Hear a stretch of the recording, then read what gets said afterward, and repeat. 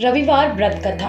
प्राचीन काल में किसी नगर में एक बुढ़िया रहती थी। वह प्रत्येक रविवार को सुबह उठकर स्नान आदि से निवृत्त होकर आंगन को गोबर से लीपकर स्वच्छ करती थी। उसके बाद सूर्य भगवान की पूजा करने के बाद भोजन तैयार कर भगवान को भोग लगाकर ही स्वयं भोजन करती थी।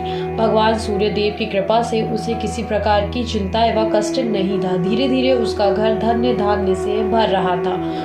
उस बुढ़िया को सुखी होते देख उसकी पड़ोसन उससे बुरी तरह जलने लगी। बुढ़िया ने कोई गाय नहीं पाल के रखी थी, अतः रविवार के दिन घर को लीपने के लिए वह अपनी पड़ोसन के आंगन में बंधी गाय का गोबर लाती थी। पड़ोसन ने कुछ सोचकर अपनी गाय को घर के भीतर बांध लिया।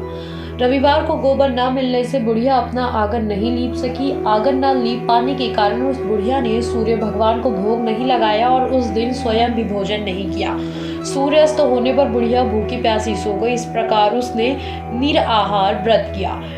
रात्रि में सूर्य भगवान ने उसे स्वप्न में दर्शन दिए और व्रत न करने तथा उन्हें भोग न लगाने का कारण पूछा। बुढ़िया ने बहुत ही करुण स्वर में पड़ोसन के द्वारा घर के अंदर गाय बांधने और गोबर न मिल पाने की बात कही। सूर्य भगवान ने अपनी भक्ति की परेशानी का कारण जानकर उसके सब दुख दूर करते हुए कहा, हे माता, हम तुमको एक ऐसी गाय देते हैं जो सभी इच्छाएं पूर्ण करती है, क्योंकि तुम हमेशा रविवार को पूरा घर गाय के गोबर से लीपकर भोजन बनाकर मेरा भोग लगाकर ही स्वयं भोजन करती हो। इससे मैं बहुत प्रसन्न हूँ। मेरा व्रत करने व कथा सुनने से निर्धन को धन और बांझ स्त्रियों को पुत्र की प्राप्ति होती है।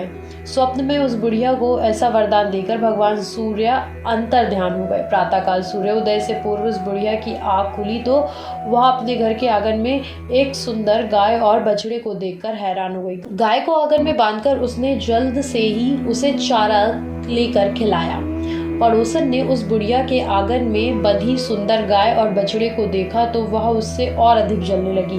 तभी गाय ने सोने का गोबर किया। गोबर को देखते ही पड़ोसन की आंखें फट गई। पड़ोसन ने उस बुढ़िया को आसपास न पाकर तुरंत उस गोबर को उठाया और अपने घर ले गई तथा अपनी गाय का गोबर वहां रख आई। सोने के गोबर से पड़ोसन कुछ ही दिनों में धनवान हो गई। गाय प्रतिदिन सूर्योदय से पूर्व सोने का गोबर किया करती थी और बुढ़िया के उठने से पहले पड़ोसन उस गोबर को उठाकर ले जाती थी। बहुत दिनों तक बुढ़िया को सोने के गोबर के बारे में कुछ पता नहीं चला।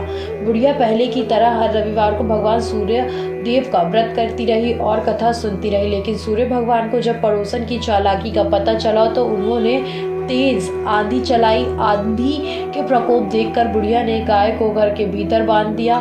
सुबह उठकर बुढ़िया ने सोने का गोबर देखा। उसे बहुत आश्चर्य हो। उस दिन के बाद बुढ़िया गाय को घर के भीतर बांधने लगी। सोने के गोबर से बुढ़िया कुछ ही दिन में बहुत धनी हो गई। उस बुढ़िया के धनी होने से पड़ोसन बुरी तरह जल भुन कर राख हो गई।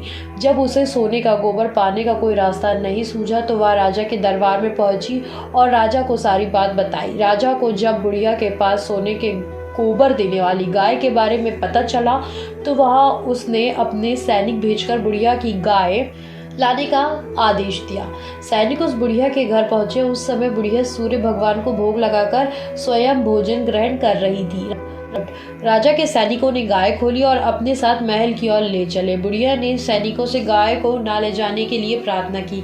बहुत रोई चिल्लाई, लेकिन राजा के सैनिकों नहीं माने। गाय के चले जाने से बुढ़िया को बहुत दुख हुआ।